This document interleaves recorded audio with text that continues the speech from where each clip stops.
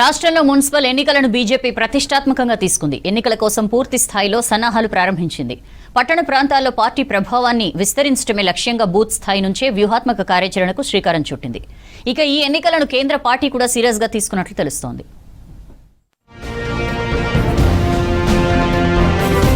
Municipal ఎన్నికల్లో ఈసారి BJP సత్తా చాటాలను చూస్తోంది. అందుకోసం ప్రధాన ప్రతిపక్షమైన బీఆర్ఎస్ కంటే ఎక్కువ స్థానాలు గెలవాలని ప్రణాళికలు రచిస్తోంది. దీంతో కాంగ్రెస్ కు ప్రత్యామ్నాయ పార్టీగా ఎదగాలని భావిస్తోంది. కరీంనగర్, నిజామాబాద్ కార్పొరేషన్లతో పాటు ఉమ్మడి ఆదిలాబాద్, నిజామాబాద్, పాలమూరు, నల్లగొండ, రంగారెడ్డి జిల్లాల్లో వీలైనన్ని మున్సిపాలిటీల్లో కమలం జెండా ఎగురవేయడమే లక్ష్యంగా పావులు కదుపుతోంది. సేవ్ తెలంగాణ, ఓట్ బీజేపీ నినాదంతో ప్రజల్లోకి వెళ్లేందుకు సిద్దమవుతోంది. రాష్ట్రంలో మున్సిపల్ ఎన్నికల పర్యవేక్షణకు బీజేపీ జాతీయ అధ్యక్షుడు నితిన్ నబీన్ ఇప్పటికే త్రిసభ్య కమిటీని నియమించారు. కమిటీ ఇన్ఛార్జిగా మహారాష్ట్ర మంత్రి ఆశిష్ షేలర్, కో ఇన్ఛార్జీలుగా అశోక్ పర్ణమి, రేఖా శర్మ నియమితులయ్యారు. కొన్ని రోజులుగా వీరు పార్టీ శ్రేణులతో సమావేశమవుతున్నారు. తాజాగా పార్టీ స్టేట్ చీఫ్ రామచంద్రరావు అధ్యక్షతన జరిగిన సమావేశంలో పాల్గొన్నారు.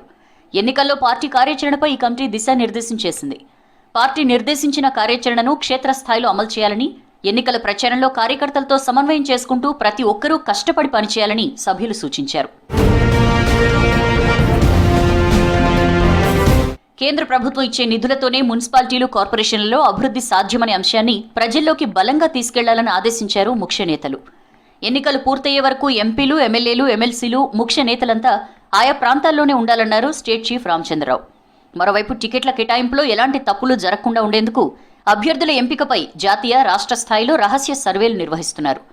గ్రామ పంచాయతీ ఎన్నికల్లో వచ్చిన ఫలితాలు, లోక్సభ ఎన్నికల్లో వచ్చిన ఓటింగ్ శాతాన్ని పరిగణలోకి తీసుకుని గెలుపు గుర్రాలకే టికెట్లు ఇవ్వాలని నిర్ణయించారు. మున్సిపల్ ఎన్నికల్లో కాంగ్రెస్, బీఆర్ఎస్ కు బుద్ధి చెప్పామన్నారు బీజేపీ రాష్ట్ర అధ్యక్షుడు రామచంద్రరావు. పలు కేసుల్లో కాంగ్రెస్, బీఆర్ఎస్ ఒకరినొకరు దూషించుకుంటూ డ్రామాలాడుతున్నారని ఫైర్ అయ్యారు. భారతీయ జనతా పార్టీని గెలిపించాల్సిన అవసరం ఉన్నది మిత్రులారా. ఈరోజు to save Telangana, vote BJP అని చెప్పేసి ఈరోజు మిమ్మల్ని అడుగుతా ఉన్నాను మిత్రులారా. మళ్ళీ కోరుతా ఉన్నాను, మీరు కాంగ్రెస్కి అవకాశం ఇచ్చారు, బీఆర్ఎస్కి అవకాశం ఇచ్చారు. ఒక్కసారి భారతీయ జనతా పార్టీకి అవకాశం ఇచ్చి చూడండి. ఒక్క అవినీతి కూడా లేకుండా 12 సంవత్సరాల నుంచి నరేంద్ర మోదీ గారి పరిపాలన చేస్తా ఉన్నారు. వీళ్ళు 2 సంవత్సరాల్లోనే అనేకమైనటువంటి అవినీతి ఘటనలు బయటకు వస్తూ ఉన్నాయి. మున్సిపాలిటీలకు కేంద్రం ఇస్తున్న నిధులను, అలాగే కాంగ్రెస్, బీఆర్ఎస్ వైఫల్యాలను కరపత్రాల రూపంలో ఇంటింటికి పంచాలని బీజేపీ నిర్ణయం తీసుకుంది. మొత్తానికి మున్సిపల్ ఎన్నికలు పార్టీ స్టేట్ చీఫ్ రామచంద్రరావుతో పాటు ఎంపీలు, ఎమ్మెల్యేలకు సవాల్గా మారాయి.